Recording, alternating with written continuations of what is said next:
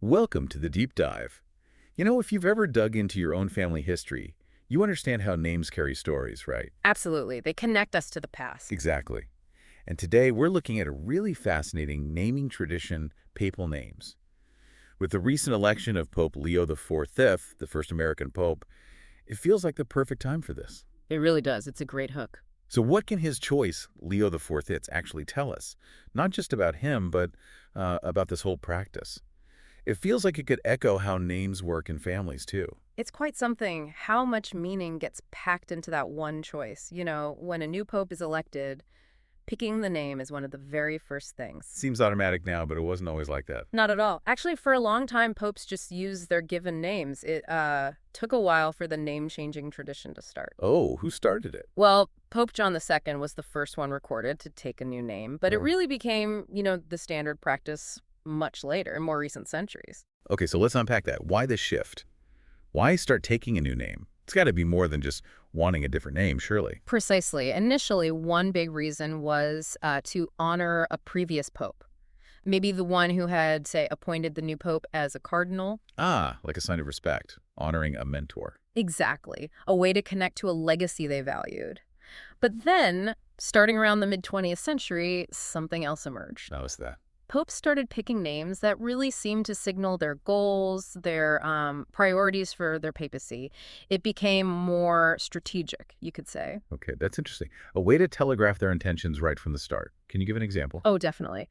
Pope John Paul I is a perfect case. He chose a double name, deliberately combining John III and Paul VI. His immediate predecessors. Right, and both were absolutely central to the Second Vatican Council, that huge period of change in the Church. So John Paul wasn't just random, it was a statement. It was. It clearly signaled, I'm committed to continuing the work of Vatican II. His name became a kind of mission statement. Of course, sometimes the Pope doesn't spell out all the reasons. Historians then have to, piece together the possible meanings. It leaves room for interpretation. Right. Now, let's talk about Leo, Pope Leo XIV. That name itself has a long history, doesn't it? Oh, absolutely. Leo carries significant historical weight. Several popes have chosen it. Any standouts? Well, you immediately think of Pope Leo for St. Leo the Great, back in the 5th century. A long time ago. What was significant about him? He led the church during a really turbulent time. The Roman Empire was declining, lots of doctrinal debates. He was known for strong leadership, left a big mark. Okay. Any others? You mentioned Pope Benedict XVI earlier, how he explained his choice. Yes, that's a good parallel. Benedict VI explicitly said he chose Benedict to honor two figures. Benedict VI, who led the church through World War I, focusing on peace. Kneeling and reconciliation. Exactly. And also St. Benedict, the founder of Western monasticism, crucial for Christianity spreading in Europe. So you see that deliberate connection to past legacies. So bringing it to Pope Leo XIV, he's Cardinal Robert Prevost, now Pope Leo XIV. Yeah. His first messages mentioned peace, dialogue, missionary work. Right. Evangelization. How might choosing Leo tie into those themes and connect to those earlier Leos? Well, the choice strongly suggests wanting to tap into those legacies. Given the emphasis on peace and dialogue, you can definitely see a link to Benedict XV's focus, even though he wasn't a Leo. But the name Leo itself suggests strength, leadership. Leo the Great. Perhaps, like navigating difficult times.